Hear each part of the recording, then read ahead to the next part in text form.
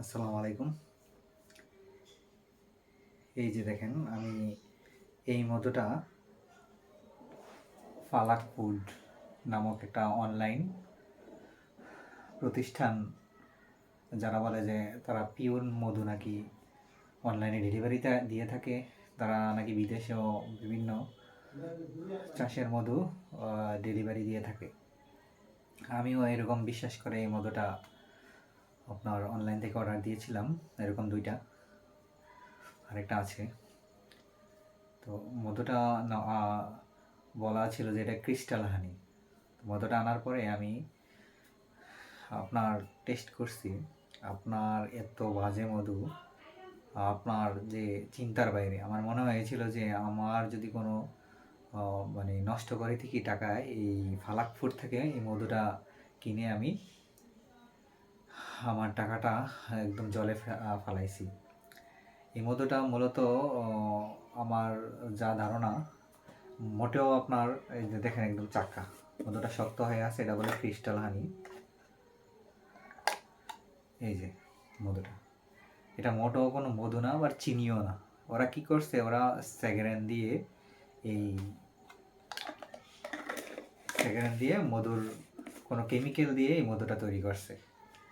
সবাইকে অনুরোধ করব, আপনারা কখনো অনলাইন থেকে বিশ্বাস করে এসব মধু কিনবেন না। এরা কোটি কোটি টাকা মানুষের মেরে দিচ্ছে, এরা মানুষকে ক্ষতি করতেছে।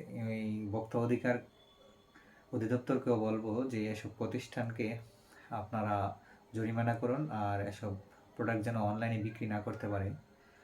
আমি কিভাবে বুঝলাম যে এই মধুটা আসলে 2 নাম্বার? সেটা হচ্ছে আমি শক্ত মাইনে নিছি। এরা বলছে যে নাকি গ্লুকোজ হইলে মধুটা জমে যায়।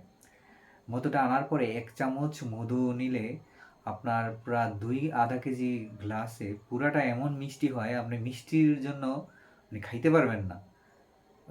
মানে পুরা সেগারান দিলে নাকি শুনছি যে আপনার অল্প একটু দিলেই পুরা আধা কেজি 1 কেজি 1 চামচে আপনার মিষ্টি হয়ে যায়। দেখা যায় যে বাজারে যে আচার বিক্রি করে, বিভিন্ন প্রোডাক্ট বিক্রি করে।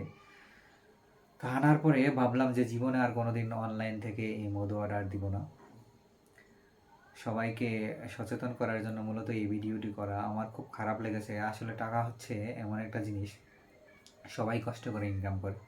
এসব প্রতারক থেকে আপনারা সাবধান থাকবেন, আর অনলাইন থেকে যতটা বিরত থাকা যায়, বিশেষ করে এই যে মধু জাতীয় যেগুলো আপনার মধু, তেল, এসব জাতীয় প্রোডাক্ট কিনা থেকে বিরত থাকার জন্য অনুরোধ রইল। হ্যাঁ, আল্লাহ হাফেজ। আর আপনারা ফালাক ফুডকে বয়কট করার জন্য অনুরোধ রইল। মোটেও কেউ এই মধুগুলা কিনবেন না। এই মধুগুলা কিনলে চিনি কিনে খান, তাও ভালো হবে। চিনিও এইটার চেয়ে ভালো।